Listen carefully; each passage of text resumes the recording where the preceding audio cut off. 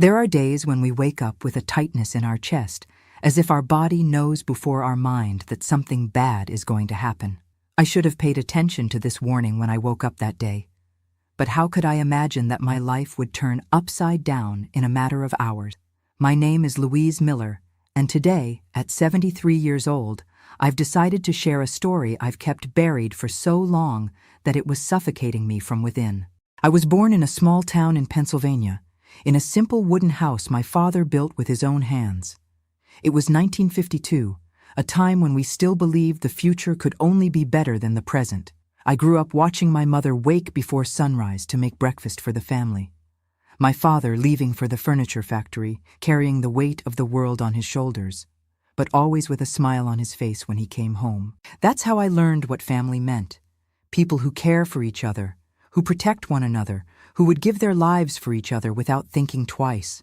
At least, that's what I believed with all my heart. I met my Frank when I was 17 at a church fundraiser. He approached me shyly, hair neatly combed with Brill cream, freshly ironed shirt, offering me a cup of apple cider that he almost spilled because his hand was trembling so much. He had brown eyes that seemed to ask permission to exist, a slightly crooked smile that melted me inside, and a way of speaking softly that made me lean in closer to hear. It was love at first sight, the kind you feel in your stomach before you even understand it in your head. We dated for 2 years, always respectfully. He would come to my house on Sundays, have lunch with my family, play cards with my father. Frank worked at a steel mill, didn't earn much, but saved every penny thinking about our future.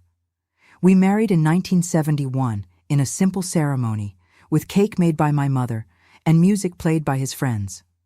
Our first little house was rented, just 2 small rooms, but to us, it seemed like a palace. The walls were thin, you could hear the neighbor sneeze, but we didn't mind. Frank would leave for work before dawn and return at dusk, always bringing something small, a flower picked along the way, a piece of candy someone had given him at the factory, little tokens of love that were worth more than any riches. In 1972, our Mary was born, a beautiful girl with her father's eyes and her mother's stubbornness. Frank cried when he held her in his arms for the first time, swore he would give her everything he never had. He worked twice as hard now, taking overtime whenever possible. Sometimes he came home so tired he could barely eat before falling into bed. But he never complained. He said each drop of sweat was an investment in our daughter's future.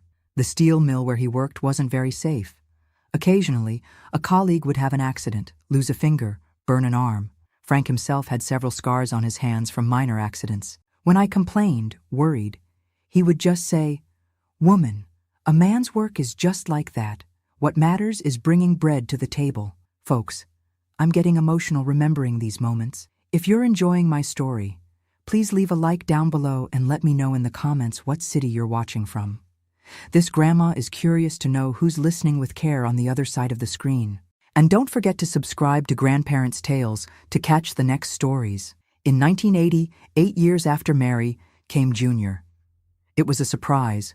I was already 28, thought I wouldn't have any more children. The pregnancy was difficult. I spent almost all 9 months in bed. Frank did everything, took care of Mary, the house, worked, and still looked after me. He was quite a man, my Frank. The kind they don't make anymore these days. When the boy was born, Mary was already 8 years old and was like having a little helper. She adored her baby brother, always wanting to feed him, change his diapers, play with him. We were a beautiful family, you know. We weren't rich, but we had enough. Frank had gotten a promotion at the factory, was now a supervisor. He earned a bit better. We could even buy a small black and white TV. Our life had a peaceful routine. In the morning, I'd wake up early, prepare coffee for Frank, get Mary ready for school. Junior stayed home with me while I did laundry, cleaned the house, prepared lunch. In the afternoon, I'd pick Mary up from school, and at night, we'd wait for Frank to come home from work. We'd have dinner together, him always asking how everyone's day went. On Sundays, we'd go to church in the morning and then have lunch at my mother's or his mother's house, alternating. It was a simple life, but it was ours. It was happy. But you know how it is, right? We never value what we have until we lose it. Some days, I'd complain about the small house, the tight budget, the never-ending work. Some days I'd argue with Frank over silly things, him coming home late because of overtime, me tired of taking care of everything alone.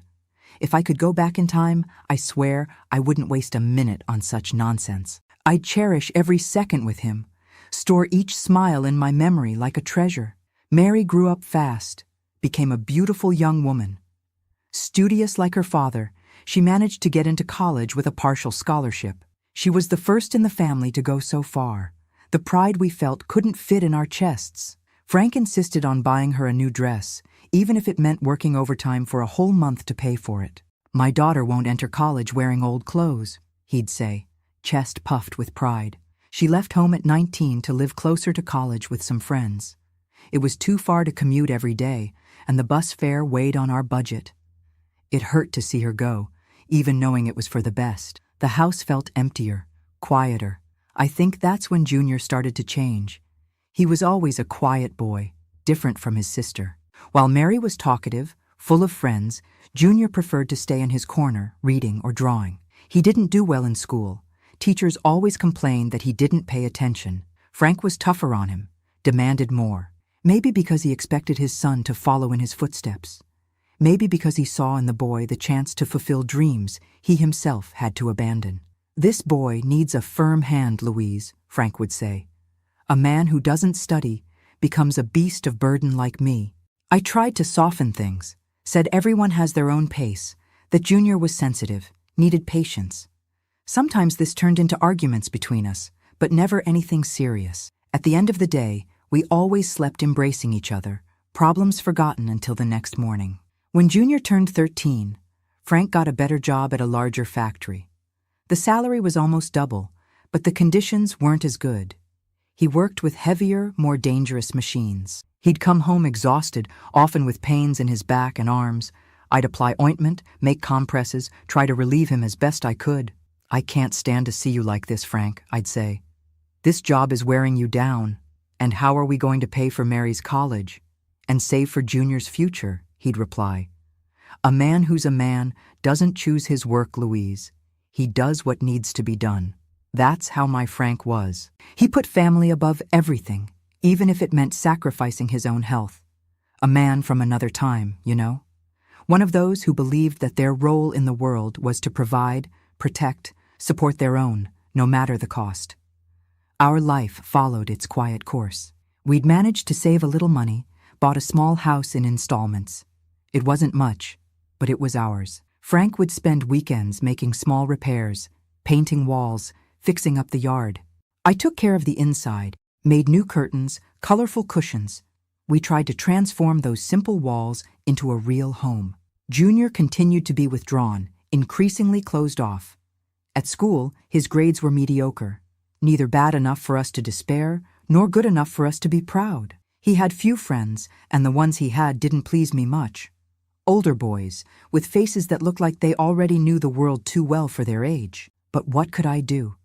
Teenagers are like that. You can't force it. Frank tried to get closer to him, take him fishing, teach him how to fix things, spend time together. Sometimes it worked. They'd come back talking, laughing. Other times, the boy would sulk, respond rudely, leave his father talking to himself. In those moments, Frank would have that sad look of someone who doesn't understand where he went wrong. "Give it time," I'd say. "It's just a phase. It'll pass." Mary would visit us on weekends when she could. She'd bring stories from college, about professors, new classmates. The house would light up when she was there. Even Junior seemed more animated. Frank would look at her with so much pride that it was a joy to see. "This one will go far," he'd comment to me later when we were alone. "She has her mother's intelligence." I'd laugh, say she had her father's determination. It was true. Mary had inherited the best of both of us. His grit, my sensitivity. She was a strong, determined young woman, but with a soft heart for what mattered. In 1995, Frank turned 45. We had a small party at home, invited some friends, family. He seemed happy that day, but I noticed he was more tired than usual. When everyone left, he sat on the edge of the bed, sighing deeply. "I'm getting old, Louise," he said, massaging his sore shoulder. "The body doesn't take the strain like before." "Then slow down," I suggested, sitting beside him. Mary's almost graduating. Soon she'll be working. Junior's growing up. Soon he'll help out too. He smiled that sad way. A man only stops when he dies, woman. I'll endure as long as God gives me strength. If I had known that conversation was a presage, perhaps I would have insisted more, begged him to leave that job, to look for something less strenuous. Maybe I could have changed what happened next. But we never know, right? Life doesn't come with an instruction manual, and decisions that seem right at one moment can turn out to be terrible later. Our life continued its rhythm for a few more months. Frank's work, the house, Junior increasingly rebellious at school, Mary preparing to graduate, me trying to keep everything on track, as I always did. Until that day came, the day that divided my life into before and after. The day I lost not only the love of my life, but also, without knowing it yet, the innocence of believing that family is a safe harbor. The day I discovered in the cruelest way that sometimes the enemy sleeps under the same roof, eats at the same table, and carries the same blood in their veins. But that's a story for another chapter. Because there are certain pains for which we need to catch our breath before telling. That day began like any other, and that's what hurts the most when I remember it. There was no sign, no premonition. It was just another ordinary Tuesday in April 1995. I woke up at 5 as always, prepared Frank's coffee, warmed milk for Junior. Frank ate hurriedly, gave me a quick kiss on the forehead, and left for work. The last thing he said to me was, "I'll be home late today. There's a meeting with the bosses." If I had known those would be the last words I'd hear from him, I would have grabbed his arm, prevented him from leaving, invented any excuse to keep him home that day. The phone rang at 2 in the afternoon. I was hanging clothes on the line, with that strong autumn sun that makes you sweat even when the air is already cooler. I ran inside, hands still wet, heart already tight because a phone call in the afternoon is never good news. "Mrs. Louise Miller?" The voice on the other end was deep, formal. Frank Miller's wife? The ground seemed to disappear beneath my feet. My mouth went dry instantly. My legs went weak. Even before he continued, I already knew. Our bodies know these things, know when the world is about to collapse. "Ma'am, there's been an accident at the factory. Your husband was taken to County General Hospital, but unfortunately, he didn't survive his injuries. Could you come here to—" The rest of the sentence was lost in a buzzing that took over my ears. I don't quite remember what I answered, if I answered anything at all. I only remember sitting on the kitchen floor when I came to, the phone fallen beside me, making that irritating off-hook sound. How can I tell you what I felt at that moment? It's as if someone ripped off a piece of your body without anesthesia. The pain is so great that it seems it will swallow you whole, that you'll never be able to breathe properly again, that the world has ended and no one else has noticed. I needed to be strong. I had to go to the hospital, had to call Mary at college, had to be home when Junior returned from school. My God, how to tell my 15-year-old son that his father would never come back. A neighbor took me to the hospital. I don't even know how I managed to get dressed, lock the house, get into her car. I moved like a robot, doing everything automatically while inside I was completely shattered. The hospital had that smell I'll never forget. Alcohol, disinfectant, and sadness. They took me to a small room where a tired doctor, in a stained coat, explained what had happened. A machine with a defect, a piece that came loose at high speed, hit Frank's chest with force. Almost instant death, they said. He didn't suffer much. As if that were any consolation. I had to identify the body. My Frank, who left home strong and healthy that morning, was now pale, motionless, on a cold metal stretcher. He seemed smaller somehow. I ran my hand through his hair, still with traces of that Brill cream he'd used since he was young. His skin was already cold. I kissed his forehead and promised, between tears, that I would take care of our children, that they would never forget what a wonderful father they had. From there, I went straight to the police station. There was paperwork to sign, bureaucracies that couldn't wait even when your world has just fallen apart. The sheriff, a man with a thick mustache and tired eyes, said something about investigating the safety conditions at the factory, about possible compensation, words that went in one ear and out the other. No compensation would bring my Frank back. I returned home when it was already night. Junior was there, restless, pacing back and forth in the small living room. The neighbor had stayed with him but didn't have the courage to break the news. When he saw me come in, with swollen eyes, my face washed with tears, he knew. "Dad?" he asked, his voice breaking. "Son, your father." The words caught in my throat. How to say it? How to tear away my boy's childhood with a single sentence? "He died, didn't he?" Junior completed, his eyes already watering. I knew it. I felt it in here. He tapped his chest. That night, I held my son as he cried himself to sleep. A cry different from anything I had ever heard from him. It wasn't a child's cry of pain or fear. It was a man's cry who had lost his footing. He was 15, but that night he aged 10 years. I managed to speak with Mary by phone. She wanted to come right away, but I asked her to wait until the next day. The roads were dangerous at night, and I couldn't bear to lose anyone else I loved. The days that followed were a blur of pain and practical tasks. Preparing the funeral, receiving condolences, explaining 1,000 times how the accident happened, hearing stories about Frank from people we barely knew, all while trying to maintain composure, to be strong for my children, for relatives, for neighbors who came bringing food and comfort. Mary arrived the next day. Destroyed. My daughter had always been strong, determined, but that day she seemed like a little lost girl again. The three of us hugged, me, her, and Junior, in the middle of the living room, crying together. A broken family trying to hold on to the pieces that remained. The wake was at our house, as was customary in those days. The casket in the living room, chairs borrowed from neighbors lined up, the smell of strong coffee mingling with that of flowers, people coming and going, saying words that should console, but seemed empty in the face of our pain.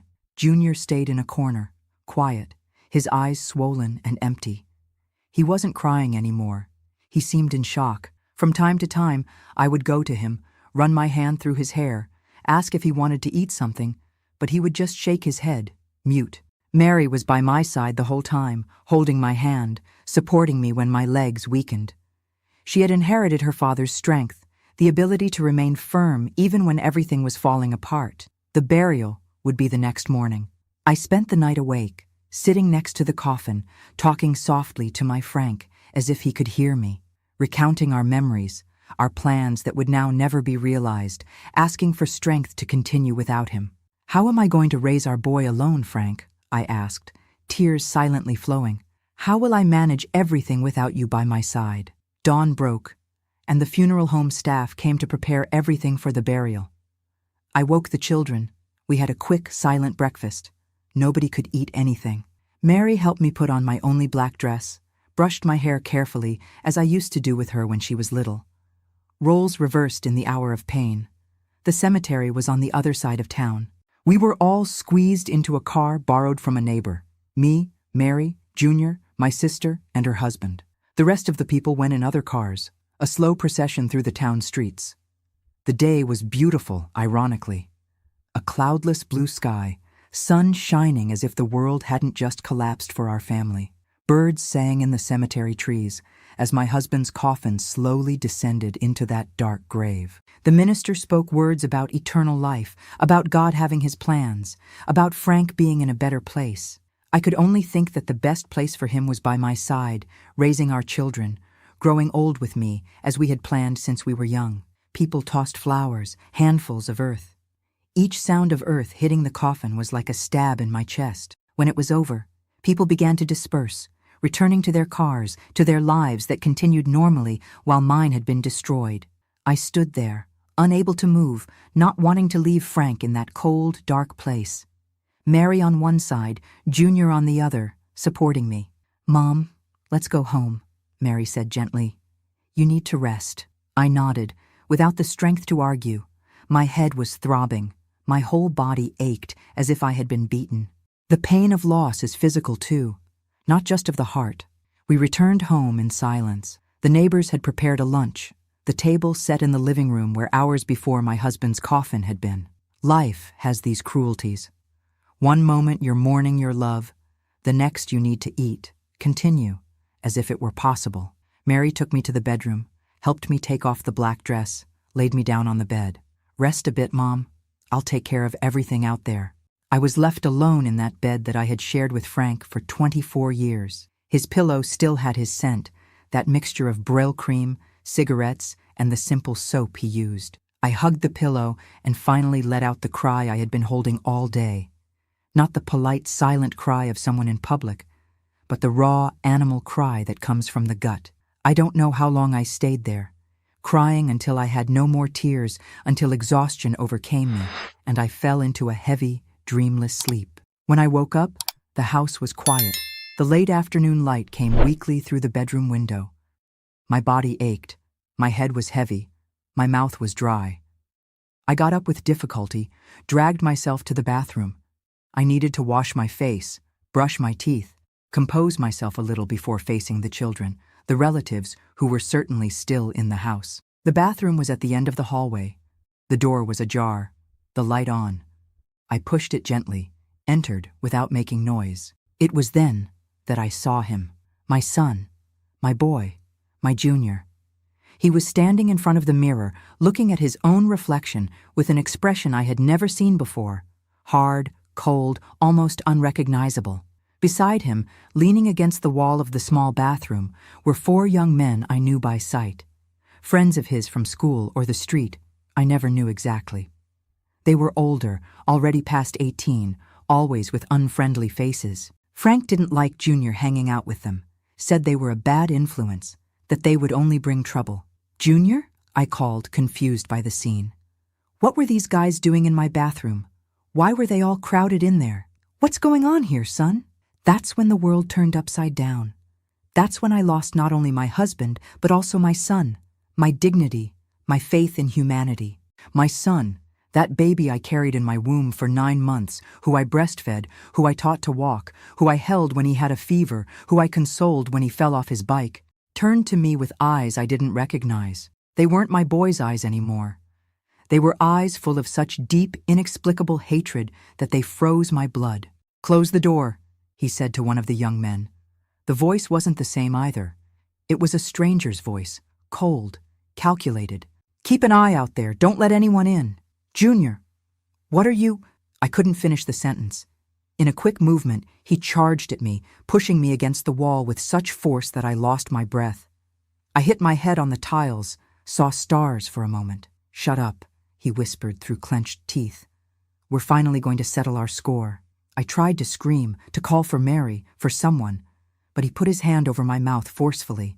The other young men watched, some laughing softly, others serious, with crossed arms guarding the door. What happened in that small bathroom in the minutes that followed is something I try to erase from my memory every day.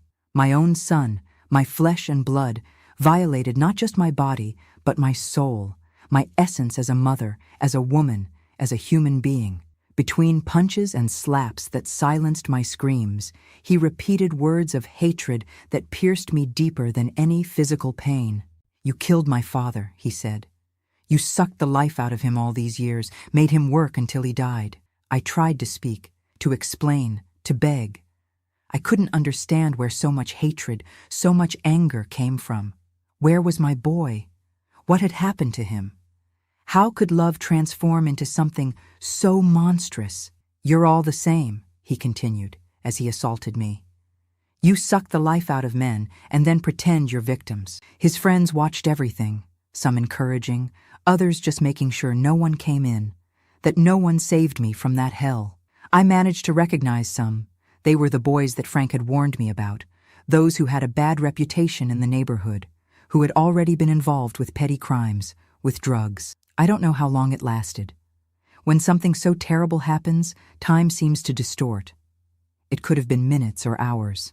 I only know that when it ended, when he finally stopped, I was lying on the cold bathroom floor, curled up, bleeding, trembling, trying to cover myself with the torn pieces of my clothes. He straightened up, looking at me with contempt, as if I were an insect he had just crushed.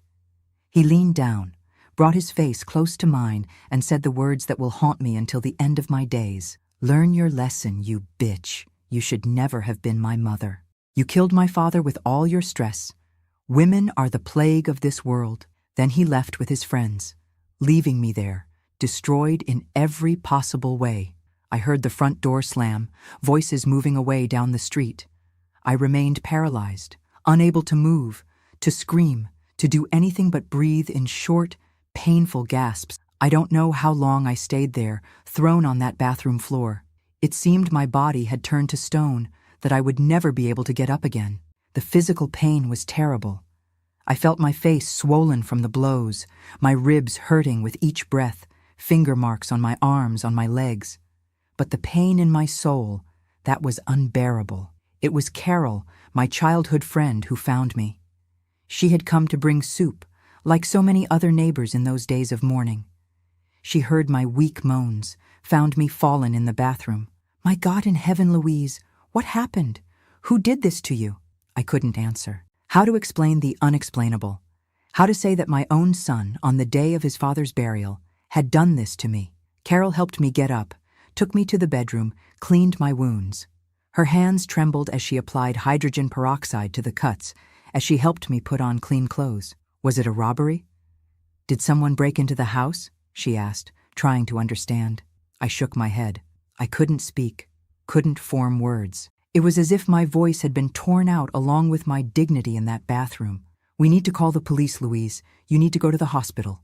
Again, I just shook my head. Police? Hospital? How would I explain? Who would believe me? And even if they did believe, how could I report my own son? The last piece I had left of my Frank? "At least tell me where Junior is," Carol insisted. "He needs to know what happened to his mother." That's when I finally managed to speak, my voice coming out as a hoarse whisper. It was him. Carol froze, the compress of cold water she was holding against my face falling on the bed. "It was him what, Louise? What are you saying?" "It was Junior. Him and his friends. He hurt me. The words died in my throat. I couldn't say it, couldn't name what had happened. I saw the horror grow in my friend's eyes as she understood. I saw the disbelief, the shock, then the anger. "No," she said, shaking her head. "It can't be. He's your son. He just lost his father. You must be confused, in shock." I wished it were true. I wished I were confused, had imagined it all. But the marks on my body, the pain in my soul, the echo of his words in my mind, it was all too real. Carol stayed with me all night. She gave me a sedative she had in her purse, made me drink a hot tea, sat beside the bed holding my hand as I fell into a restless sleep, full of nightmares. Junior didn't come back home that night, nor the next one. On the third night, I heard the front door opening late at night, footsteps in the hallway, his bedroom door closing. I trembled under the covers, my heart racing with fear. Would he come to hurt me again? Would it be worse this time? I didn't sleep at all, my eyes fixed on my bedroom door that had no lock. In the morning, when the sun was already high, I mustered the courage to leave the room. The house was quiet. I found Junior in the kitchen, eating a piece of bread as if nothing had happened. When he saw me, with my still swollen face, the bruises visible on my arms, he just gave a sideways smile. There was no remorse, no regret. There was only that cold, calculated hatred that I couldn't comprehend. "Good morning, Mommy," he said, with cruel irony in his voice. "Did you sleep well?" I didn't answer. I couldn't look him in the eyes, couldn't stay in the same room. I went back to my room, trembling, nauseous. I sat on the bed, my hands gripping the sheet tightly. It was then that I made the most difficult decision of my life, a decision that no mother should ever have to make, but I saw no other way out. I couldn't continue living under the same roof as him, not after what happened, not with that constant fear, that pain, that betrayal that was too great to bear. Mary had returned to college 2 days after the burial, reluctant to leave me alone, but I had insisted I would be fine, that I needed the routine, that Junior would be with me. Little did she know what would happen hours after her departure. I called her from a payphone on the corner, not brave enough to use the house phone, afraid Junior would hear. When she answered, my voice failed. How to tell my daughter what her brother had done? How to destroy the image she had of him? How to break her heart that was already so broken by the loss of her father? "Mom, is everything okay? Why are you crying?" I took a deep breath, trying to find the words. "Honey, I need your help. Can I stay with you for a few days?" The silence on the other end showed her surprise. I had never asked for something like this before, never wanted to leave home, leave things behind. Of course, Mom, of course you can. Did something happen? Is Junior okay? He's fine, I replied, the words coming out bitter from my mouth. I'll explain when I get there. I'll take the bus tomorrow morning. But Mom, you've never traveled alone. Do you want me to come get you? No, honey. I need to do this. Just wait for me at the bus station, okay? I returned home, my heart heavy, the decision made. I waited for Junior to leave. He spent most of his time on the street now, with those friends I so feared. When I was sure he wouldn't return so soon, I began to pack a small suitcase. Some clothes, important documents, the few pieces of jewelry I had. My wedding ring, a necklace Frank gave me when we completed 15 years together. My mother's earrings. I looked around the house where I had lived for so many years, where I had raised my children, where I had been happy beside my husband. Every corner held memories, some sweet, others now tainted by what had happened. I sat at the kitchen table and wrote a letter. My hand was shaking so much I could barely hold the pen, but I needed to leave those words, needed him to understand why I was leaving, even though I doubted he would care. Junior, I wrote, tears blurring my vision, falling on the paper. I don't know what I did to you, son, for you to think this of me, to do what you did. But clearly you can no longer live with your mother. You have one day to pay the rent for the house. I refuse to pay after what you did to me. I stopped, looking at the words on the page. They were insufficient, unable to express the devastation I felt, the wound that would never heal.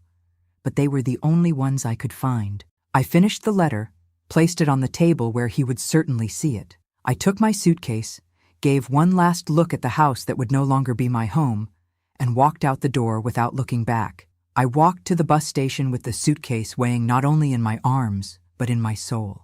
I bought a ticket to the city where Mary studied, waited for the bus sitting on a bench, my eyes fixed on the ground, trying not to think, not to feel. When the bus finally departed, when the familiar streets began to be left behind, I allowed the tears to fall again. I cried for the husband I lost, for the son I would never see again, for the life I had built with such care and that was now in ruins. The 5-hour journey seemed endless. I looked out the window without really seeing the landscape, lost in my thoughts, in my pains. The other passengers must have thought I was in mourning, and I was in so many different ways. When I finally reached my destination, I saw Mary waiting for me on the platform. My daughter, my light, my salvation. She ran to me as soon as she saw me getting off the bus, but stopped halfway, her eyes wide with shock at seeing my still-marked face. My way of walking curved from the pain in my ribs. "Mom, what happened to you?" she asked, her voice trembling. I shook my head, unable to speak there, amid so many people. "At home, honey. I'll tell you everything at home." The apartment that Mary shared with 2 roommates was small, simple, typical of students. A worn couch, a coffee table covered with books, a cramped kitchen. But at that moment, it seemed to me the most welcoming place in the world. Her roommates, sensing we needed privacy, invented some commitment and left. It was just the 2 of us, sitting on that old couch, my hands between hers. "Now tell me, Mom, what happened? Was it a robbery? Did someone break into the house?" I took a deep breath. If there was one person in the world to whom I could tell the truth, it was Mary. My daughter, so strong, so sensible, so much like her father in determination, and like me in sensitivity. "It was your brother," I said, my voice almost gone. "Junior hurt me, him and some friends." I saw the confusion on her face, the disbelief. "What do you mean, Junior? He hit you? Why? Did you argue?" How to explain the unexplainable? How to put into words the horror of those moments in the bathroom? "It wasn't just hitting, honey," I finally managed to say, tears returning forcefully. "It was worse, much worse." Gradually, between sobs and pauses, I told her what had happened. Not all the details. There are things a mother can't say to her daughter, no matter how close they are. But enough for her to understand the gravity, the horror, the unforgivable betrayal. Mary listened to everything in silence, her hands squeezing mine so tightly they hurt. I saw her face go through all the emotions: shock, disbelief, disgust, fury. When I finished, she jumped up, pacing back and forth in the small living room. "We have to call the police. He can't go unpunished. Those friends of his too. This is a crime, Mom, a heinous crime." "No," I replied, shaking my head firmly. "I don't want the police. I don't want anyone to know. I just want to forget, start over, away from him." "But Mom, he needs to pay for what he did. He's already lost his mother," I interrupted. "Just as I've lost a son. Isn't that punishment enough?" Mary sat down again beside me, hugging me carefully so as not to hurt my ribs. We cried together, mother and daughter, mourning not only Frank's death, but now also the loss of Junior. Not through death, but through something perhaps even more definitive. That night, lying on the couch that Mary had arranged for me as a bed, looking at the unfamiliar ceiling, I wondered where I had gone wrong. What could I have done differently in raising my son that he wouldn't have turned into that? Was it the absence of his father working so much? Was it those friends, those bad influences? Or was there something rotten inside him from the beginning, something that no mother's love could cure? I found no answers, only the painful certainty that some bridges, once burned, cannot be rebuilt, that some acts are so monstrous that there is no turning back, no possible forgiveness, not even from mother to son. The next morning, I looked at myself in the mirror of the small bathroom in the apartment. My face was still swollen, purple and yellowish marks standing out on the pale skin. My eyes seemed hollow, opaque, as if the light they once had been extinguished. "Who are you now, Louise?" I asked the woman in the mirror. "Who will you be without Frank? Without your home? Without your son?" I didn't have an answer yet. I only knew I had to move forward, one step at a time. At least I still had Mary. At least I wasn't completely alone in the world. And so, in that small college town, in my daughter's cramped apartment, I began to rebuild my life from the pieces that remained. One day at a time, one pain at a time, one small breath of hope at a time. But the wound my son opened in my heart, that never completely healed. And I very much doubt it ever will. That morning of the burial, the sky dawned gray, as if even nature respected our pain. It had rained during the night, a fine drizzle that left everything damp, with that smell of wet earth that reminds me of childhood. I wore the only black dress I had, kept in the back of the wardrobe for sad occasions I never imagined would come so soon. Mary helped me fix my hair, put a little powder on my face to disguise the paleness. My hands were shaking so much I couldn't even apply lipstick properly. How could a still young woman at 43 be getting ready for her husband's funeral? Life has these cruelties that we're never prepared to face. "Everything will be okay, Mom," Mary would say, holding my shoulders, looking at me with those eyes so similar to her father's. But we both knew it was a lie. Nothing would be okay. Not so soon. Perhaps never again. Junior appeared at the bedroom door already dressed, a dark shirt that was big on him, probably borrowed from a neighbor. He was pale, red-eyed, hair disheveled. He looked so young, so fragile at that moment that my mother's heart tightened. Despite the problems, despite the rebellion of recent times, he was still my son, my boy who had just lost his father. "Everyone's waiting," he said, his voice hoarse. "The funeral home car has arrived." The wake had been at our house, as was customary. The small living room crowded with people, relatives we hadn't seen in years, Frank's colleagues from work, neighbors, acquaintances, each with their story about my husband, each with their condolences that brought no comfort at all. The departure of the coffin from the house was the first moment I felt I was going to collapse completely. Seeing that dark wooden box where the body of the man with whom I had shared more than half of my life lay, being carried out, it was as if they were tearing a piece of me along with it. Mary held me firmly, preventing me from falling. Junior walked behind the coffin, his face expressionless, his fists closed so tightly that his knuckles were white. The cemetery wasn't far. We walked in a slow, silent procession, cutting through the neighborhood streets. Neighbors came to their doors, took off their hats in respect, made the sign of the cross. Frank was known, respected in the community. A hard-working, honest man, a good family man. At least that's what everyone thought. What I also thought until I discovered in the worst possible way that inside my own house grew a monster I didn't recognize. The burial itself was quick, as these things are. The coffin slowly descending into that dark grave. The minister talking about eternal life, about reunion in paradise. Words that seemed empty in the face of the brutal reality of that hole in the ground that would now forever hold my Frank's body. I threw a white rose on the coffin, tears blurring my vision. "Rest in peace, my love," I whispered, feeling that a part of me was descending with him into the darkness. After the ceremony, people began to return to their lives. Some went to our house, where the neighbors had organized a small lunch. Food I had no appetite to eat, company I had no strength to endure. But that's how things worked. It was the ritual of death that we follow without questioning, even when everything seems meaningless. At the house, I felt suffocated with so many people, so many voices, so many looks of pity. I needed a moment alone, a moment to breathe, to try to assimilate that I was now a widow, that I had to raise a teenage son alone, that all the life I knew had ended. "I'm going to the bathroom," I murmured to Mary, who hadn't left my side for even a minute. "I'll be right back." I walked down the narrow hallway to the bathroom at the back of the house. It was the only place where I could have a bit of privacy at that moment.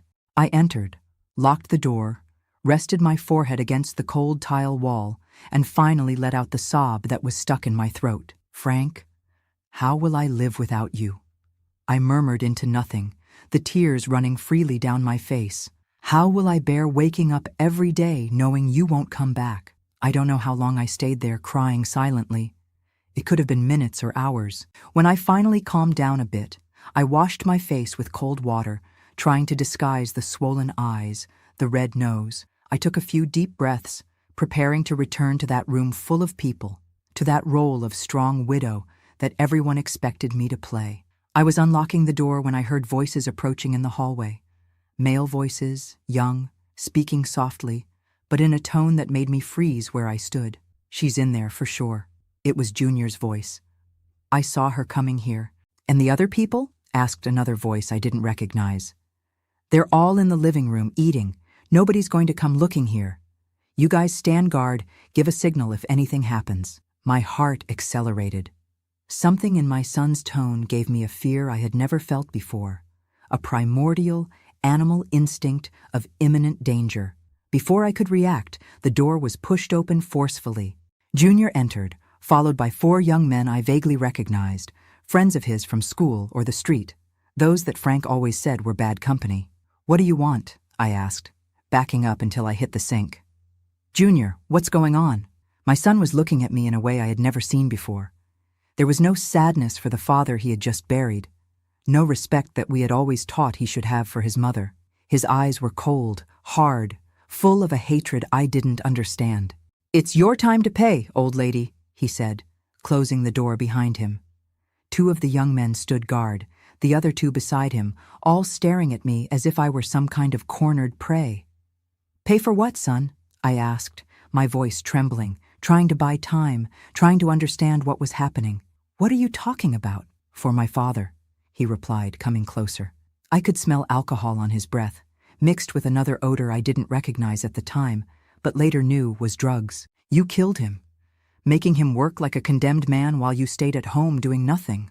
"Junior, I tried to explain, shocked by the accusation. How could he think this? How could he blame me for his father's death, for the accident at the factory? "Your father and I couldn't finish. The first blow came quickly, a slap to the face with such force that I staggered backward, hitting my head against the wall. The pain was sharp, immediate, but the shock was even greater. My son had hit me. My son had raised his hand against me. "Shut up!" he shouted, his face contorted with rage. "I don't want to hear your lies. You women are all the same. You only know how to suck the life out of men and then pretend you're victims." What happened in the minutes that followed is something I try to block from my memory every day. The hands of my own son, which I once held when he was learning to walk, now assaulted me with a violence I never imagined possible. Punches to the stomach that made me lose my breath. Slaps to the face that blurred my vision. hair pulling that tore out entire locks. And it wasn't just the physical violence. It was the hatred in every word that came out of his mouth. A hatred against me, against women in general, fed by who knows what influences, what distortions, what poison someone had poured into my son's ear when I wasn't looking. His friends watched everything, some laughing, others serious, but none doing anything to prevent it. On the contrary, they were there to ensure no one came in, that no one saved me from that nightmare. At some point, when I was already fallen on the floor, almost without strength to defend myself, I felt his hands tearing my dress, touching my body, in a way no son should ever touch a mother. It was then that I understood that the horror had only begun, that he planned an even deeper, more unforgivable violation. "No, son," I begged, gathering what little strength I had left. "Please, don't do this. I'm your mother. I carried you in my womb. I breastfed you. I raised you with so much love." For an instant, I saw something pass through his eyes. A flash of hesitation, perhaps a last vestige of the boy he once was. But it quickly disappeared, swallowed by the hatred, the anger, by whatever was consuming him from within. "You are not my mother," he spat the words. "You're just another woman who destroyed the life of a good man." What he did next. How to describe the worst pain a woman, a mother, can feel. It wasn't just my body that was violated in that small bathroom. It was my soul, my essence, everything I believed about family, about love, about the world. I closed my eyes, tried to transport myself to another place, another time. I thought of Frank, of our first meeting at the church fundraiser, of the way he smiled shyly, of the smell of Brill cream in his hair. I thought of our children when they were small, of Sundays in the park, of winter nights around the stove telling stories. I tried to cling to these memories while my present transformed into the worst possible nightmare. When it finally ended, when he finally got off me, I was more dead than alive. Not physically. My heart was still beating, my lungs still breathing. But something inside me had been destroyed forever. Something that would never return, no matter how much time passed. Junior stood up, straightened his clothes, looking at me lying on the floor with an icy contempt. His friends were restless, whispering that they should leave before someone appeared. He bent down one last time, bringing his face close to mine. I could see every detail of those eyes that were once so similar to his father's, but that I no longer recognized. "Learn your lesson, you bitch. You should never have been my mother," he said, his voice low but clear. "You killed my father with all your stress. Women are the plague of this world." Then he left, along with the others, leaving me there, broken in every sense of the word. I heard the front door slamming, voices moving away down the street, and then silence. A heavy, suffocating silence, full of a pain so great it couldn't fit in my chest. I couldn't move. Every inch of my body hurt, but the physical pain was almost a relief compared to the agony in my soul. How can a son do this to his own mother? How could that baby I cradled so many nights, that child I taught to read, to write, to pray, transform into this? I don't know how long I stayed there, thrown on that bathroom floor. It seemed my body had turned to stone, that I would never be able to get up again. Reality had become so unbearable that my mind was trying to escape, to float away from that broken body, from that endless pain. It was Carol, my childhood friend, who found me. She had come to see how I was, worried because she hadn't seen me for a while in the living room with the others. She heard my weak moans when she passed through the hallway, opened the bathroom door, and found me in that deplorable state. The shock on her face, the horror, the disbelief. It was like looking in a mirror that reflected everything I was feeling myself. "My God in heaven, Louise! What happened? Who did this to you?" I couldn't answer. The words were stuck in my throat, suffocated by the shame, by the horror of what had happened. How to tell someone, even such a close friend, that my own son had done this to me? How to put into words something so monstrous, so against nature? Carol didn't wait for an answer. With a strength I didn't imagine that frail woman had, she helped me get up, took me stumbling to my room. There, with gentle but efficient gestures, she cleaned my wounds, helped me put on a clean nightgown, laid me on the bed. "I'm going to call the police," she said, determined, already picking up the phone beside the bed. "Whoever did this needs to pay." "No!" I managed to shout, gathering strength I didn't know I still had. "Don't call anyone, please." She looked at me confused, the phone still in her hand.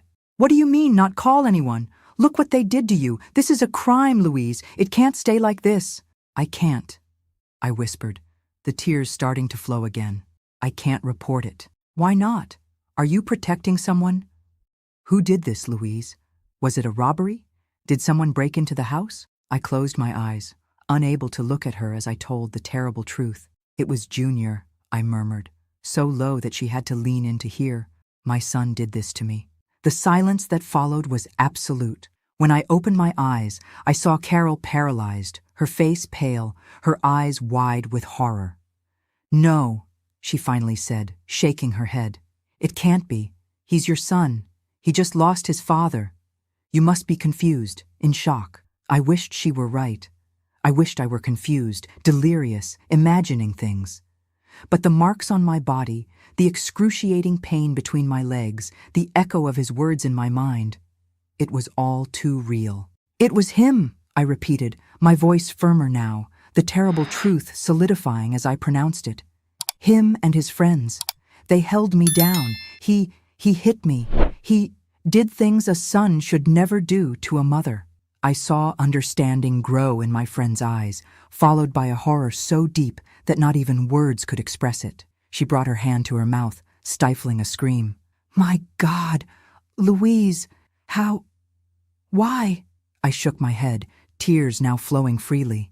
"He blames me for his father's death, said I made Frank work until he died, that women are the plague of the world." Carol sat on the edge of the bed, her hand still covering her mouth, her body trembling slightly with the shock. After a moment, she reached out and held mine, squeezing tightly. "We have to call the police," she said, her voice softer now, but still determined. "This can't stay like this. He needs to pay for what he did." "No," I exclaimed again, desperation giving me strength. "He's my son, Carol. My boy. As monstrous as what he did was, I can't send my son to jail." "But Louise, he's not your boy anymore. What he did, this is unforgivable. It's a crime. It's monstrous." "I know," I replied, my voice breaking into sobs. "Believe me, I know better than anyone. But I can't. I simply can't." Carol was silent for a long moment, still holding my hand. Finally, she sighed deeply. "And what are you going to do then? You can't continue living here with him, not after this." "I won't," I replied, the decision already made, even if it hurt like tearing off a piece of myself. "I'm leaving. I'm going to live with Mary. And Junior? Will you leave him here, in this house?" "He's almost a man now," I replied, a bitterness I had never felt before coloring my words. "He chose his path. Now he has to bear the consequences. I'm going to cut off the money. I won't pay the bills anymore. Let him figure it out, as he wanted to figure it out today, like a man." It wasn't revenge, it was survival. It was putting as much distance as possible between me and the one who had destroyed not only my body, but my faith in human goodness, my belief in family as a refuge. Carol stayed with me all night. She gave me a sedative she had in her purse, made me drink a hot tea, sat beside the bed holding my hand as I oscillated between consciousness and a restless sleep, populated by nightmares. Junior didn't come back home that night, nor the next one. On the third night, I woke up startled to hear the front door opening, footsteps in the hallway, his bedroom door closing. I trembled under the covers, my heart racing with fear. Would he come to hurt me again? Would it be worse this time? I didn't sleep at all, my eyes fixed on my bedroom door that had no lock. In the morning, when the sun was already high, I heard him in the kitchen. Gathering all the courage I had left, I got up, dressed in clothes that hid most of the bruises, and left the room. He was sitting at the kitchen table, eating a piece of bread as if nothing had happened. When he saw me, with my still swollen face, the bruises visible where the clothes didn't cover, he just gave a cold smile without emotion. "Good morning, Mommy," he said, his voice loaded with cruel irony. "Did you sleep well?" I didn't answer. I couldn't look him in the eyes, couldn't stay in the same room. I went back to my room, trembling, nauseous, fear and repulsion choking me. It was then that I decided I couldn't wait even one more day. I had to leave that house immediately, before he decided to finish what he had started. I waited for him to leave. He spent most of his time on the street now, with those friends I so feared. When I was sure he wouldn't return so soon, I began to pack a small suitcase, some clothes, important documents, the few pieces of jewelry I had, my wedding ring, a necklace Frank gave me when we completed 15 years together, my mother's earrings. I looked around the house where I had lived for so many years, where I had raised my children, where I had been happy beside my husband. Every corner held memories, some sweet, others now tainted by what had happened. I sat at the kitchen table and wrote a letter. My hand was shaking so much I could barely hold the pen, but I needed to leave those words, needed him to understand why I was leaving, even though I doubted he would care. "Junior," I wrote, tears blurring my vision. "I don't know what I did to you, son, for you to think this of me, to do what you did. But clearly you can no longer live with your mother. You have one day to pay the rent for the house. I refuse to pay after what you did to me." Leaving that letter on the kitchen table was like tearing out a piece of my own heart and leaving it there, bleeding. The words I wrote were blurred by tears I couldn't contain. Even after everything he had done, he was my son, the creature I carried in my womb for 9 months, who I watched take his first steps, who I taught to speak, to write, to pray. How does a mother abandon a son? How does she cut that invisible cord that has linked us since the first breath of life? But I had no choice. Staying would mean dying, perhaps not of the body, but certainly of the soul. Or worse, maybe next time he wouldn't stop. Maybe next time the violence would be even greater. And how could I live under the same roof as that stranger who wore my son's face, but whose eyes I no longer recognized? I left through the back door, the heavy suitcase in my hand, even heavier in my heart. The small yard where Junior played as a child, where Frank planted his roses on weekends, where we were happy without knowing that happiness is as fragile as a soap bubble. I took one last look, engraving it in my memory, knowing I would never return. I walked to the bus station like a sleepwalker. The streets were the same as always, the people the same, everything equal, but I was different. Unrecognizable even to myself. The Louise who entered that bathroom on the day of her husband's funeral was not the same who now bought a bus ticket to another city.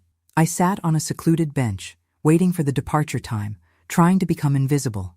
I didn't want to meet any acquaintance, didn't want to explain the bruises on my face, didn't want to lie, but also couldn't tell the truth. Some truths are too heavy to even be spoken aloud. When the bus finally arrived, I boarded with difficulty. My whole body ached. Each movement was a reminder of the horror I had lived. I chose a seat in the last row, far from the other passengers, and curled up against the window. As the bus left behind the familiar streets, the places where I had lived my entire life, I felt a mixture of relief and devastation. I was fleeing, yes, but sometimes fleeing is the only possible act of courage when all other doors have closed. The journey lasted 5 hours that seemed like 5 years. My mind wouldn't stop, reliving the terrible moments, trying to understand how I had reached that point. Where had I gone wrong in raising my son? What seed of hatred had grown inside him without me noticing? How did I not see the signs? How did I not prevent it from reaching this point? I arrived in Mary's city already in the late afternoon. She was waiting for me at the bus station, her face tense with concern. When she saw me getting off the bus, limping slightly, my face still swollen despite the days that had passed, her eyes filled with tears. "Mom," she murmured, running to me, stopping halfway, not knowing how to hug me without hurting me more. "It's all right, honey," I lied, forcing a smile that didn't reach my eyes. "Let's go home." The apartment that Mary shared with 2 roommates was small, simple, typical of students. But at that moment, it seemed like a palace to me, a refuge, the only safe harbor in a world that had turned upside down. The girls were kind, didn't ask questions about my condition, about the reason for my sudden arrival. Mary must have invented some story, something that didn't involve the terrible truth. They offered the living room couch to me, insisted it was no bother, that I could stay as long as I needed. That first night, lying on that strange couch, looking at the unfamiliar ceiling, I cried silently until I had no more tears. I cried for the husband I had lost, for the son who had betrayed me in the worst possible way, for the life I knew and would never have back. The days that followed were a waking nightmare. The bruises faded, the physical pains diminishing, but the wound in my soul seemed like it would never close. I would wake up in the middle of the night screaming, reliving those terrible moments in the bathroom. Mary would come running, hug me, cry with me, powerless in the face of a pain no one could heal. A week after my arrival, I received a call. It was Mrs. Sullivan, our neighbor of years, who had my contact at Mary's house in case of emergency. "Mrs. Miller," she said, her voice hesitant. "Sorry to bother you, but aren't you coming back? Junior is here alone, not going to school. There are strange young men coming and going from the house at all hours. The electricity was cut off yesterday." I felt a tightness in my chest. As much as I tried to tear it out, a mother's love was still there, buried under layers of trauma and pain. "I'm not coming back, Mrs. Sullivan," I replied, my voice firmer than I expected. "Junior. He did something unforgivable. Now he'll have to figure things out on his own." "But Mrs. Miller, he's just a boy. He just lost his father. He's 15, he's not a child anymore." I cut her off, unable to hear more. "And some actions have consequences. He chose his path. Now he'll have to walk it." I hung up without waiting for a response, my hands trembling. It was the hardest decision I had ever made, but there was no going back. I could no longer be a mother to the one who had destroyed not only my body, but my soul. In the days that followed, I received more similar calls. From the school, wanting to know why Junior wasn't attending classes. From other neighbors, concerned about the state of the house, about the people frequenting it, about strange noises during the night. Each call was a stab in the heart, a reminder of the failure, the shame, the pain. Mary, seeing my suffering, suggested we change the phone number. "You don't owe anything to anyone, Mom. You don't need to go through this every time the phone rings." I agreed. It was cowardly, perhaps, but I didn't have the strength to continue being the point of contact for a son who had violated me in the worst possible way. The new number was a small liberation. At least the phone calls stopped. Time passed, slow as only time passes when we are suffering. 1 month, 2, 3. The physical wounds healed completely, but those of the soul remained open, bleeding with each memory, each bad dream, each time I saw a young man on the street who reminded me of Junior. Mary graduated that same year. A beautiful ceremony, where she wore her father's tie, carefully kept among her things. I cried with pride seeing my daughter receiving her diploma, thinking about how Frank would have been happy, how he would have puffed out his chest, seeing our girl achieving the dream he couldn't achieve. I got a job at a small fabric store near the apartment. Nothing much, just enough not to be a burden to Mary, to have my own money, my independence. At 43, I was starting from scratch, learning to live a life I had never imagined for myself. Sometimes, usually late at night when I couldn't sleep, I thought about Junior. What had happened to him? Where was he? Had he followed an even worse path with no one to guide, to set limits? Or had he somehow found redemption, repentance for what he did? I had no answers, and perhaps it was better that way.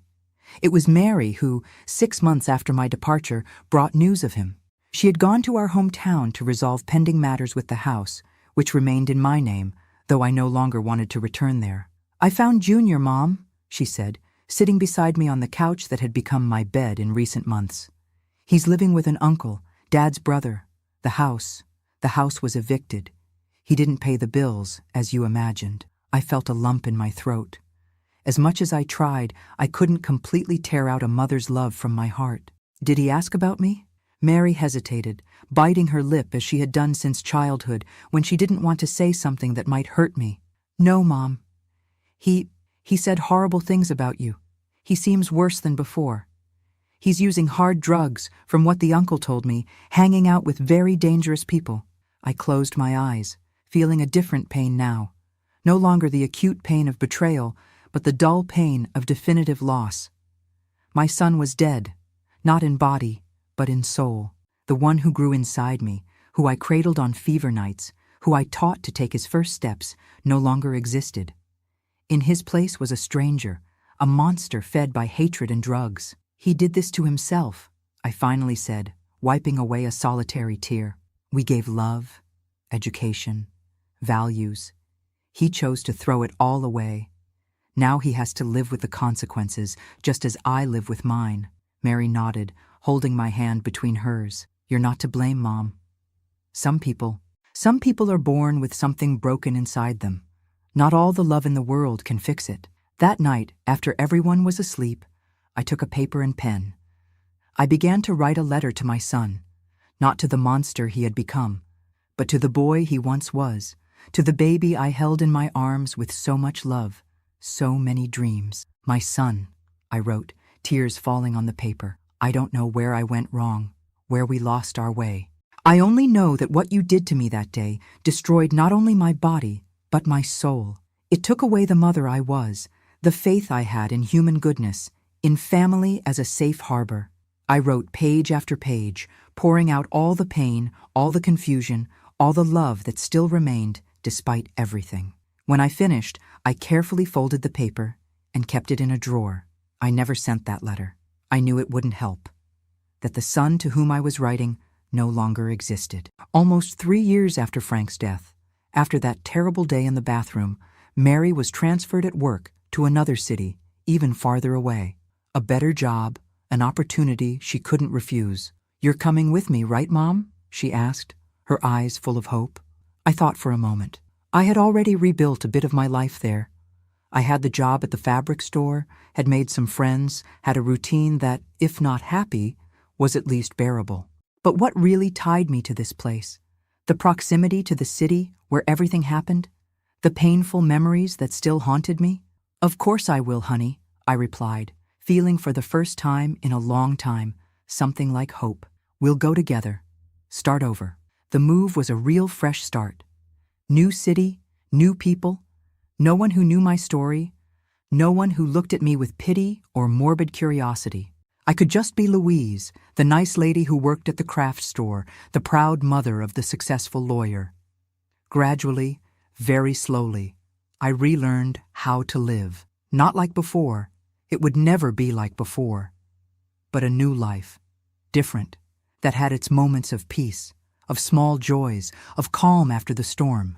I learned to smile again, even if the smile rarely reached my eyes. I learned to talk to strangers without fearing they would somehow discover my past, my shame. I learned to sleep without waking up screaming in the middle of the night, even if the nightmares never completely disappeared. In 2001, 6 years after everything, Mary got married. A good, gentle man who treated her as she deserved. The ceremony was small, intimate, just the closest friends. As I watched her walking down the aisle, so beautiful in the white dress I had helped her choose, I thought of Frank, of how proud he would have been of that moment. He's here, Mom, Mary whispered when she hugged me after the ceremony, as if reading my thoughts. Dad is here, I'm sure. I nodded, unable to speak, emotion tightening my throat. Maybe she was right. Maybe Frank was there somehow, sharing that moment of happiness after so much pain. During the party, sitting in a corner watching the young people dance, I thought about everything I had lived through in recent years. The losses, the pains, but also the small daily victories, the strength I didn't know I had until I needed it. I thought about Junior too, as always happened in important moments. He should have been there, beside his sister, celebrating. He should have grown up, matured, become the man Frank dreamed he would be. But his choices led him down another path, a path that separated him from us forever. The following year, I had news of him for the first time in a long while. Not directly. We never spoke again, never saw each other again. It was through a former neighbor who found Mary by chance on a trip. Your brother is in prison, she told her hesitantly, not knowing the size of the wound she was touching. He robbed a store, hurt the owner, got 10 years in jail. Mary didn't tell me immediately. She kept the news for weeks, perhaps trying to spare me more pain. But eventually, she spoke, carefully choosing her words, watching me closely to see how I would react. I remained silent for a long time after she finished. I didn't know what to feel. Sadness, anger, satisfied revenge, relief to know he couldn't hurt anyone else for a while. It was the path he was following, I finally said. No one could stop him. Not me, not his father, not you. He chose every step he took. That night, alone in my room, I cried for the boy I had lost. Not for the man he became. That one I didn't know, didn't want to know. But for the bright-eyed little boy who once ran into my arms when he got hurt, who asked for stories at bedtime, who said, "I love you, Mom," before closing his eyes. Where had that boy gone? At what moment had he transformed into that being full of hatred, capable of the worst violence against his own mother, questions without answers, wounds without cure? The years went by. Mary had 2 beautiful children, first Anna Louise, then Peter. Being a grandmother was a balm I hadn't expected. Those children brought back something I thought I had lost forever: the ability to love unconditionally, to give myself without fear. With them, I could be the mother I always wanted to be. Patient, loving, present. I could tell stories, bake cookies, teach little life lessons without the weight of total responsibility, without the fear of creating something that would one day turn against me. "You're the best grandma in the world," Mary would say, watching me play on the floor with the children, ignoring my knees that already ached with age. "They're so lucky to have you." "I'm the lucky one," I'd reply, and it was true. After so much darkness, these children were rays of sunshine in my life, proof that there was still beauty and goodness in the world. I never told them about the uncle they never knew. When they asked, I would just say that he lived very far away, that he had taken a different path. It wasn't a lie, just a softened version of a truth too heavy for innocent children. In 2010, 15 years after Frank's death, I received a letter. The envelope had the stamp of a penitentiary in the North. My heart raced when I recognized the handwriting on the front. It was Junior's handwriting, more mature now, but still with those curves I remembered from when he signed his school assignments. I stared at the envelope for hours, unable to open it, unable to throw it away. What could he want after so much time? Forgiveness? Money? Reconciliation? Finally, with trembling hands, I opened it. The letter was short, just half a page.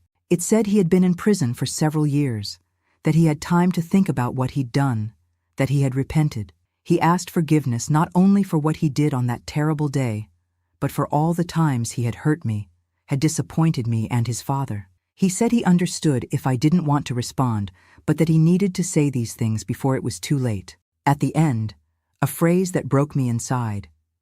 "I know I don't deserve to be called a son, but you will always be my mother, even if I don't deserve to be your son." I cried over that paper until the tears blurred the ink, until I could barely read the words. It was the request for forgiveness that a part of me had always hoped for, had always wished for, even without admitting it. But could I forgive? Could I really overcome what he had done, the way he had shattered not just my body, but my soul, my trust in the world, my faith in human goodness? I didn't respond to the letter that day, nor the next day, nor the following week. I kept it in a drawer, along with that other one I had written years before and never sent. 2 letters, 2 ends of a broken thread that had once connected us as mother and son. A month later, I received another call. It was a chaplain from the prison. He informed me that Junior had been stabbed in a fight between inmates. He didn't survive. My son was dead.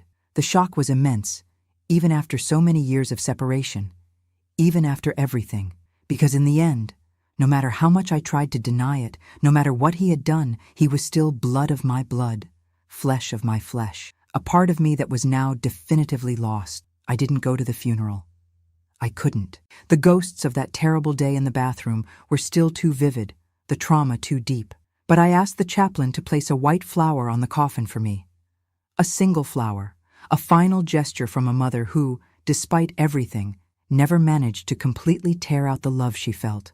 That night, after everyone was asleep, I took the 2 letters from the drawer, the one I wrote and never sent, the one I received and never answered. I sat on the porch, under the starry sky, and read them both, one after the other. 2 parts of a tragic story, two voices of a family shattered by forces I never fully understood. Then, slowly, I tore both letters into small pieces. I opened my hand and let the night breeze carry them away, scattering them into the darkness. A silent goodbye, a late closure to a chapter of my life that now, finally, could end. "Rest in peace, my son," I murmured to the sky, to the wind, to nothing. "May you find on the other side the peace you didn't find here." And for the first time in 15 years, I cried for my son without anger, without fear, without the crushing weight of betrayal. I cried just as a mother who lost her child, as Frank would have cried if he had known the fate of our boy. That night, something changed inside me. It wasn't forgiveness. Some wounds are too deep to heal completely. It was something different, something like acceptance. The acceptance that life sometimes strikes us in ways we cannot understand or control. That some stories don't have happy endings, no matter how much we wish they did. And that continuing to live, despite everything, is perhaps the greatest act of courage we can perform. Life went on. Mary prospered in her career. The grandchildren grew strong and healthy. I aged, my hair whitened, my body bent a little more each year. But inside, something had strengthened. A resilience that only those who have survived the worst can understand. And now, at 73, looking back at the long and winding road I've traveled, I understand that my story is not just one of pain. It's also of survival, of reconstruction, of finding small joys even after the worst storm, of learning that family is not just blood, but choice, care, respect. Abandoning my son was the most difficult decision of my life, but it was also the only one possible at that moment. To survive, to rebuild myself, to find some kind of peace after the unthinkable. And if there's one thing I've learned in all these years, it's that there are no pure villains or heroes in real stories. We are all made of light and shadow, of rights and wrongs, of moments of strength and of weakness. What matters is how we choose to continue after the storm passes, how we rebuild what was destroyed, how we find meaning even in the greatest pain. Moving to the city where Mary lived was the first step in rebuilding the pieces of my life. In the beginning, I felt like an intruder in the small apartment she shared with her friends, a leftover person who no longer had a place in the world. I slept on the couch, woke up before everyone else so as not to disturb, lived constantly apologizing for existing. Shame and guilt consumed me from within, like rust-eating iron. "Mom, you're not to blame for anything," Mary would repeat, holding my trembling hands between hers. "You're the victim here, not the guilty one." Beautiful words, but hard to believe when you're a mother. We always think we could have done more, educated better, noticed the signs earlier. Maybe if I had been more attentive to the friends Junior was hanging out with. Maybe if I had talked more about his grief over his father. Maybe if I had been firmer. The maybes haunted me day and night, ghosts that wouldn't let me sleep. Mary was my angel in those dark days. I'll never forget how she took care of me, like a mother takes care of a small child. It was she who woke me when I screamed during nightmares, she who dried my tears, she who convinced me to seek help. "You need to talk to someone, Mom," she insisted. "Someone professional, who knows how to deal with this kind of trauma." I resisted at first. In my generation, family problems were solved at home, not exposed to strangers. Therapy was for rich people, for weak people. At least that's what I thought, until the day I tried to take my own life. It was about 3 months after the move. I had gotten a small job at a fabric store near the apartment. Nothing special, just organizing shelves, attending to customers, making packages. But it was important to me, a beginning of independence, a way not to feel like a burden to Mary. That day, I served a young man. Young couldn't have been more than 18. He wanted to buy fabric for his mother, who sewed. He had dark eyes, slightly long hair, a way of speaking that, good heavens, he looked so much like Junior that my heart stopped. For a delirious moment, I thought it was him, that he had found me, that he had come to finish what he started. I ran out of the store without explanation, without warning. I ran through the streets like a madwoman, bumping into people, tripping over my own feet. I arrived home breathless, shaking so much I could barely put the key in the lock. Inside the empty apartment, Mary was at college, her friends at work. I collapsed. I couldn't take it anymore. The pain, the constant fear, the nightmares, the shame, the guilt. It was too heavy to carry. I wanted it to end, that's all. I wanted peace. I went to the bathroom cabinet, where I kept the medicines the doctor had prescribed for the rib pains that never completely healed. Strong sedatives, the kind that made me sleep without dreaming.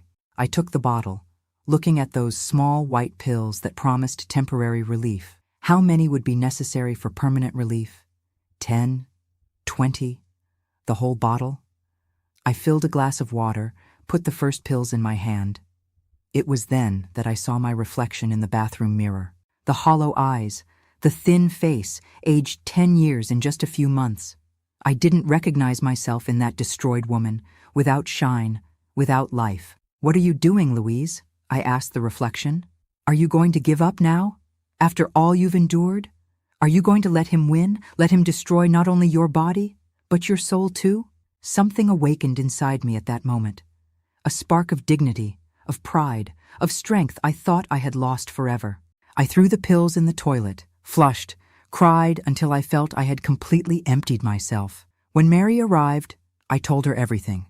About the guy at the store, about the pills, about the moment at the mirror. She cried with me, hugged me tight, then picked up the phone. "I'm going to make an appointment for you tomorrow," she said, determined. "I'm not going to lose my mother too.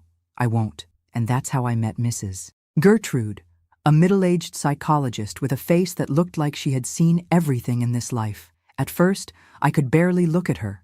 The shame of telling what had happened, of exposing that wound so intimate, so painful, was almost paralyzing. But gradually, word by word, tear by tear, I began to put out the poison that was corroding me from within. I told about Frank, about our marriage, about his death. I told about Junior, about how he changed in adolescence, about the dangerous friends. And finally, in the 6th session, I managed to tell about that day in the bathroom, about the unthinkable violence, about the horror I experienced at the hands of my own son. Mrs. Gertrude listened to everything without judging, without interrupting, just nodding from time to time, offering me a tissue when the tears came. When I finished, exhausted, empty, she just said, "Mrs. Miller, you are the bravest person I've ever met." At that moment, I didn't believe her. Brave? Me? A broken, fugitive, traumatized woman who had abandoned her own son? What kind of courage was that? But with time, with the sessions that followed for months, I began to understand what she meant. Courage is not the absence of fear, it's moving forward despite it. It's falling and getting up, even when every little piece of you hurts. It's choosing to live, even when death seems the easier path. Slowly, week after week, I rebuilt myself. Like a broken vase that is carefully glued, the cracks always visible, but still able to hold water, to support flowers, to serve its purpose. I never went back to being the same Louise as before. How could I? Some experiences change us forever, but I found a new version of myself, one that carried deep scars, yes, but also a strength I didn't know I had. Time went by. Mary graduated from college, got a good job, started dating a kind man. We moved to a better apartment where I had my own room instead of the living room couch. Life created a new normality, different from what I had once dreamed, but still a life. In 2001, Mary got married. A simple, intimate ceremony, just the closest people. Watching her walk to the altar, so beautiful in the simple white dress, I thought of everything we had been through, of how she had been my rock when everything crumbled.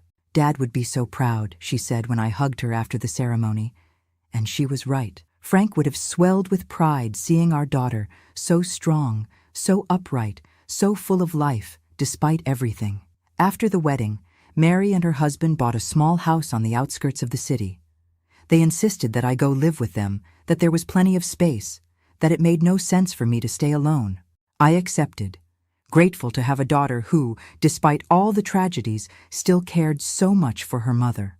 In the years that followed, I found a peace I didn't think was possible. It wasn't complete happiness.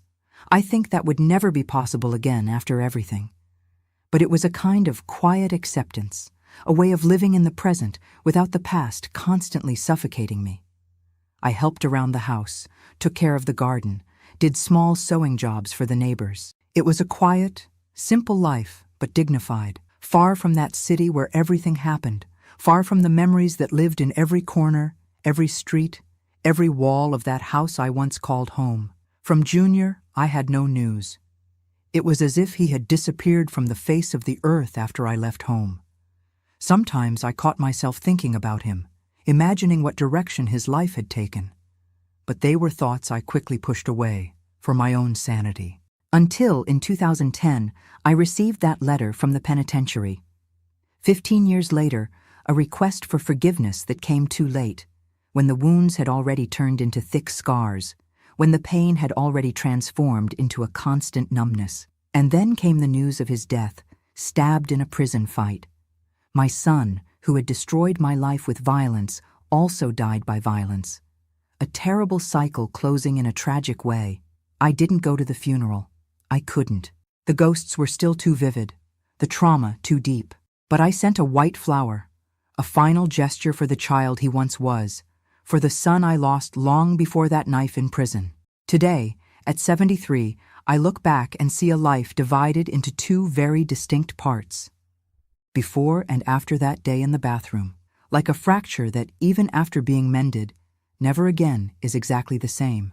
I have two beautiful grandchildren now, Anna Louise, 20, as studious as her mother, and Peter, 18, with the smile of the grandfather he never knew.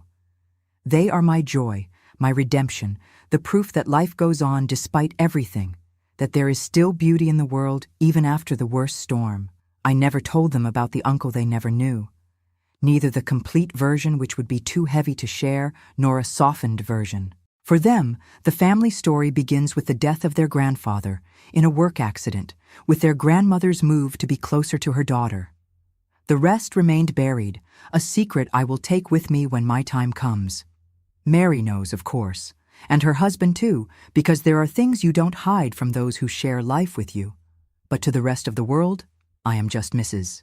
Miller, the nice lady who does sewing work, who takes care of the garden with special care, who always has a cup of tea and advice for those who need it. No one imagines, looking at this little old lady with white hair and a gentle smile, the storms I've faced, the monsters I've conquered, the impossible decisions I've had to make. And perhaps that's the most important lesson I've learned in this entire journey. We never know what others carry inside them. The deepest scars are invisible to the eyes.